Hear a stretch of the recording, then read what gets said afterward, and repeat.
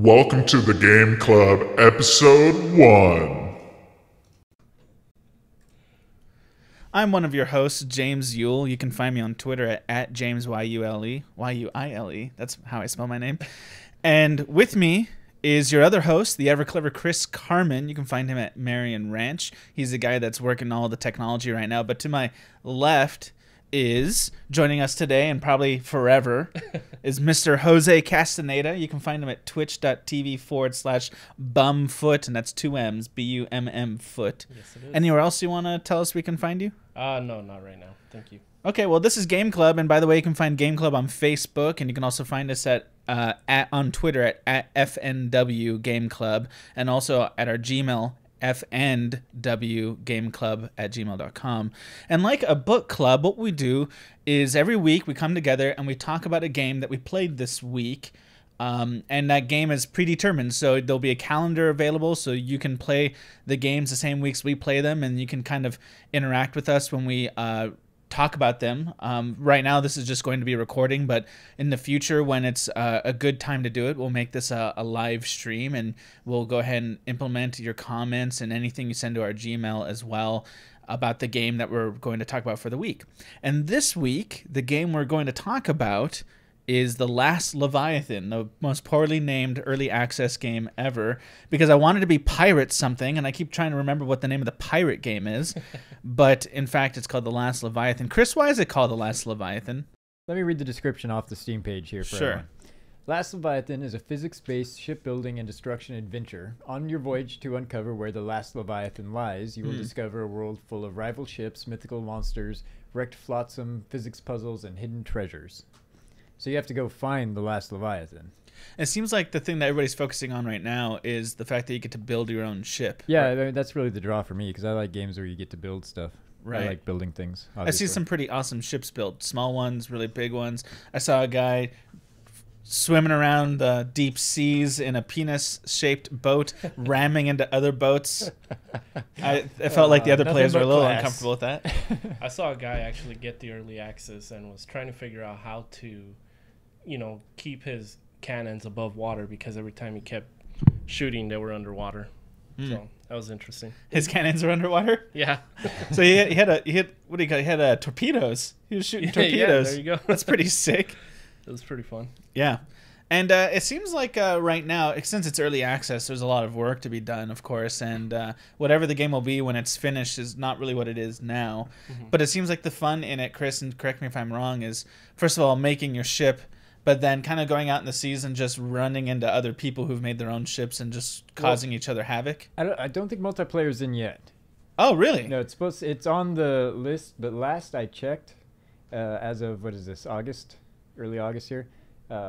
It's not quite in yet, I don't believe. I could be wrong on that, or by the time people see this, it could be in. Okay, so the ships that I was running into when I played, those were just like generated by the computer. I just had assumed that there were other players.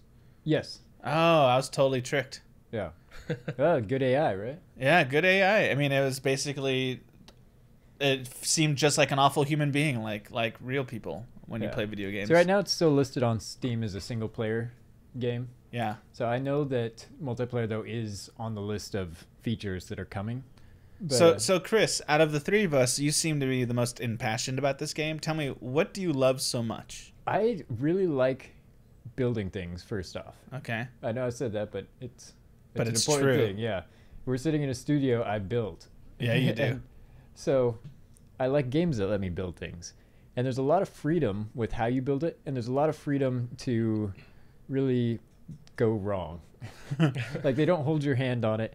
You can build a ship that you think is going to be awesome, and you drop it in the water and it sinks right to the bottom. Any fun stories from your playthroughs so far? Yeah, so I've tried to build like the fastest, sleekest ship I could. So I had more or less just a flat board with a whole bunch of propellers hanging off the back. I dropped it in the water, hit full throttle, and the whole thing just folded in half. You just stood straight up. So I have a question. Does the material also affect the dynamic on the ship, like how well it floats and moves around? I believe it does. I haven't done too much testing personally. I know that there are certain things like the weight definitely matters. Okay. And then the shape of the front end seems to make a difference, but I can't guarantee that, That's pretty cool. So it's $10 at the Steam store. $10 on Steam, and I have mixed feelings about early access games. Sometimes you feel like you pay for it and then it gets abandoned. Superpunk Games, that's the name of the developer. Superpunk. So I apologize to Superpunk for all your hard work going to waste on my horrible screen capture. There's far more famous Let's Play people doing this game plenty of justice. So yeah, but yeah, Superpunk, just a little indie developer based in England. Nice guys. I like that they're active on social media. I had a question and they responded pretty much within a couple hours. Oh wow! And Nice.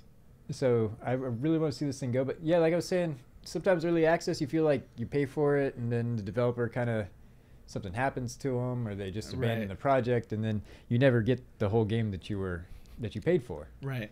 But I have faith in these guys. They're active on the social medias and keeping people updated with what's going on. But even if worse came to worse and what I have now that I paid $9.99 for is all I'll ever have from them, I would still be very satisfied. Okay. So here's something I wanted to end each Game Club Let's Play, for lack of a better term, Game Club conversation. Is Let's Play TM'd? Yeah, it's probably getting there. I know Sony tried to do that. I think they tried to TM Let's Play, and that was a big to-do. But that's an aside. What I want to do is end every Game Club conversation with basically a very simple vote, which is each of us say whether you would have people not buy it on sale, or buy it full price. That's your 3 options. All right. Okay. Okay. So, Well, I had Jose, a question about it. Okay, go ahead. Ask your I was question. gonna ask, like, is it kind of similar to Minecraft in a way? I mean, I know it's in the sea and Minecraft isn't, so I was just wondering if. I mean, yes and no. I feel like the graphics are obviously very different. They're nice. I mean, I know Minecraft is fun for what it is, graphics wise, but like I'm talking about the building aspect of the it. building. Yes. Well, and I know no. why you say that because it's kind of blocky when you're building, right? I mean, yes and no, but like I don't. Maybe someone will figure out ways to build like who does it build like a calculator in Minecraft. Yeah. And so I don't know if it's that involved or if there's that much you can do. But it's reminiscent of Minecraft for sure. Nice. So. Okay. Well, back to the vote. So Yes. not buy when it's on sale, or buy full price. Jose, Right now at early access, I would say buy at full price. Okay. It looks that good. Will it be more expensive when it becomes full release? I don't know. I don't know if they've said.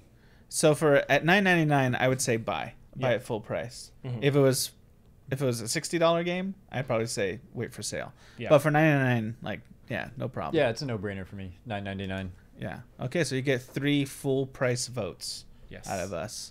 Go now. And with that, let's bring this to a wrap. Thanks for joining us for the first episode of Game Club.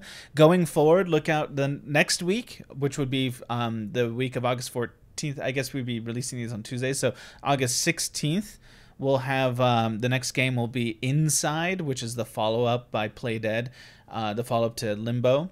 And then the week after that, whatever 7 days, the 23rd, we'll be playing, I think, Enter the Gungeon.